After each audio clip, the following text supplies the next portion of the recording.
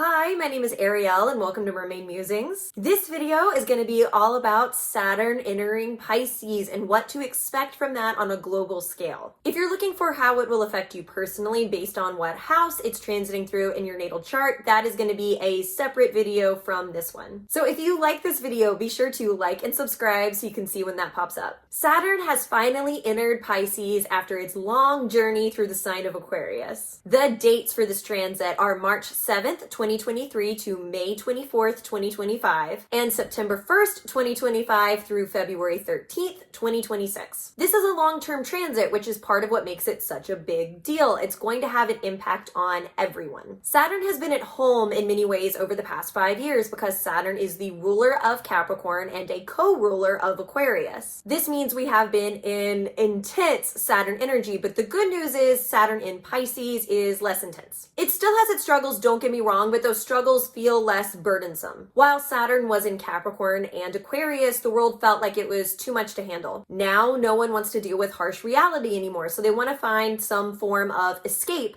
from the real world. Saturn in Pisces isn't here to fix reality. It's not going to fix the chaos in the world. If anything, Pisces likes to stir the pot just to see what happens. Pisces wants to live in a completely separate reality, meaning the only way to fix the world's problems is to jump into that new reality. People are going to have to think outside the box and come up with creative solutions. Otherwise, nothing will get fixed. Right now, ideas that are new and risky are more likely to work than the tried and true method. Doing what's always been done before will crumble under the weight of Saturn. Imagination is going to be a big subject during this time. People are going to turn to creativity and imagination as their form of escape. People who used to have creative outlets are going to turn back to those outlets. For example, someone who used to be really big into music in high school, but they haven't picked up an instrument since, might start playing again. This is about refinding the joy of creativity, about putting in the time and effort to create something because it feels good for your own soul. Or maybe you're not an artist yourself, but you love to read and you haven't picked up a book in 5 years. This is about regaining that mental concentration where you can sit there for an hour to read again. Saturn takes effort, so it might be difficult getting back into that artistic mode, but ultimately it's more rewarding than not putting in that effort. You're going to discover more about yourself. You're going to be able to better ground yourself in this crazy world through your connection to creativity and imagination. I think there's going to be some strong artistic works that come out of Saturn in Pisces that stand the test of time. That's usually what happens during this transit because Saturn in Pisces is taking imagination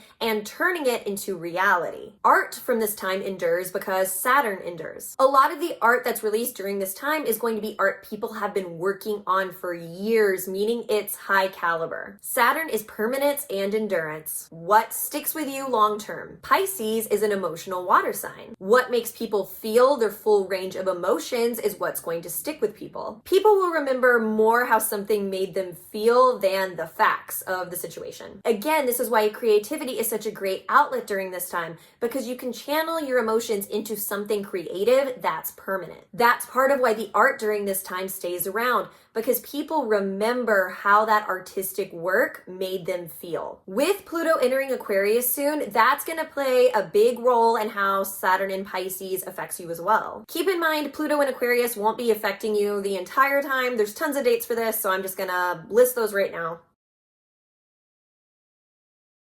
People are going to be contemplating fair compensation for artists, technology and art, and exploring societal issues through art. Part of rethinking imagination means rethinking what it is to be an artist. In general, artists are kind of at the bottom of the totem pole when it comes to getting paid for the work they produce. Artists are going to start to demand and band together that they get properly financially compensated for their work. They're going to start being aware of the value of their time that it takes them to create that work. Instead of getting paid a little bit of money for a lot of time spent. They want those two things to be in alignment with one another. There's also going to be a big conversation about AI taking the place of artists, and you're going to see a lot of artists push back against that. At the end of the day, AI is never going to be able to create the kind of work that humans can create. Because with humans, it's coming from an emotional place. It's coming from their own own soul. This is something Pisces understands all too well, as Pisces is the most sensitive sign of the zodiac. This transit wants to submit art coming from a deeper place within ourselves. Now, that doesn't mean technology can't play a role in creativity. Look at animated films, for instance. So the question then becomes, what roles can technology or should technology play in art? Which I don't have the answers to that. I'm just saying it's going to be a consistent question during this time period. People are going to try to raise societal questions through art in ways where the art or the artist might not directly comment on the issue they are talking about. For example, you might see a fantasy TV show which you can escape into, but that fantasy show is really talking about certain systematic issues. This is a way for people to explore deep, profound topics that affect our world, but also do it in a way that feels safe and entertaining. In general, fantasy work might see a resurgence because people want to escape into a completely different world for fun. Sci-fi also might see a resurgence, especially with Pluto moving into Aquarius. The other major transit affecting Saturn in Pisces is Jupiter entering Taurus.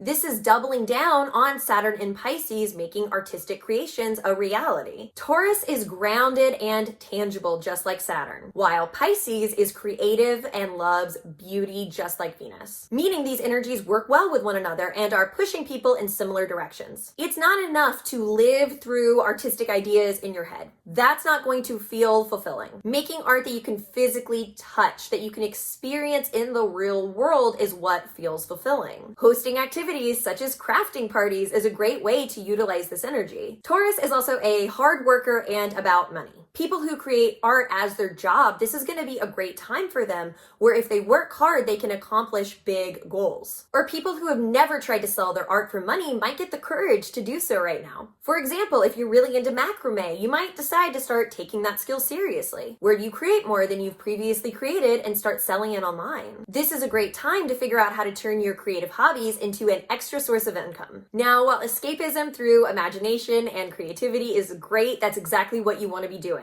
There's going to be people who find escapism through unhealthy coping mechanisms. Those mechanisms are going to be brought to the surface during this time, where people are going to have to deal with the consequences of them. People who have been abusing escapist tendencies for a long time without repercussions are going to have to finally deal with those repercussions. They're going to finally have to confront what they've been escaping from. While that's hard to deal with, once Saturn leaves Pisces, their lives will ultimately be better for it. People who don't know what their limits are will be discovering those limits. They're gonna lean heavily into the Pisces side of this energy and go over the edge. But they have to know what it's like to do that before they're ready to embrace the Saturn side and reel themselves back in. Some people have to go too far in order to know where the line is. Maladaptive daydreaming, I think, is going to gain more traction on social media before working its way into the mainstream, with discussions about the effects it has on people's lives and if it's something more mental health experts should look into. There's going to be a lot of talk about healthy versus unhealthy coping mechanisms, where people will be making solid efforts to lean into those more healthy ones, such as creativity, which we already covered. There's going to be a lot of conversation about people using substances as an unhealthy way to escape reality. We've already been seeing people talk about rethinking their relationship to alcohol. That's been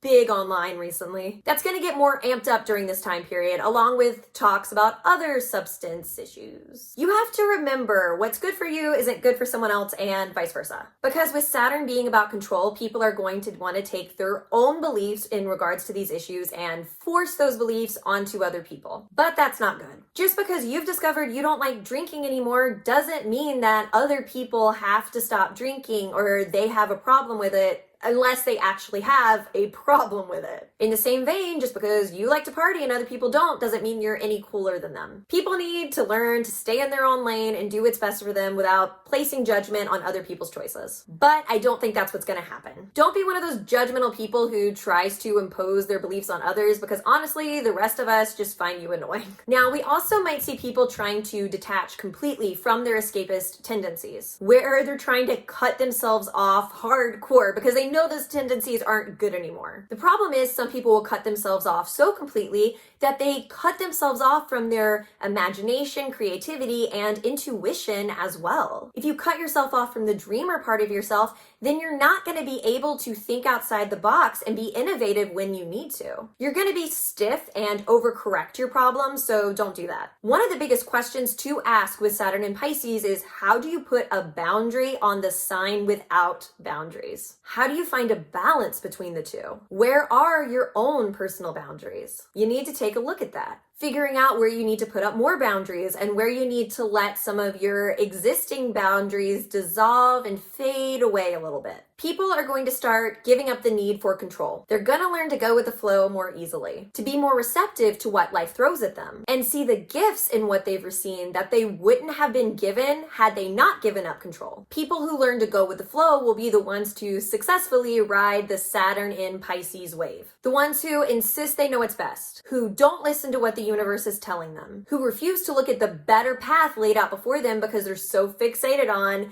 going down their previously picked path, will find themselves falling off their board over and over and over again. Pisces is the most adaptable sign of the whole zodiac. If you aren't putting in an effort to be more flexible in the areas of life it would benefit you to be more flexible, then Saturn will ensure there are repercussions. That way you will learn for the next time and be more adaptable. Or people who have gone the opposite way, who have been out of control for a while, now is a great time for them to gain control, for them to learn where their boundaries are. Because if they don't have those boundaries, they'll create chaos in their lives. Because Pisces secretly kind of loves chaos. They're going to learn harsh lessons about the downsides of Pisces energy. Pisces is the last sign of the zodiac, meaning this sign understands more about endings than people give it credit for. During this transit, people are going to be facing a lot of endings, which is going to have people emotional and people thinking back on their lives so they can figure out what they want for their future. People are going to be thinking back on past decisions that got the world more broadly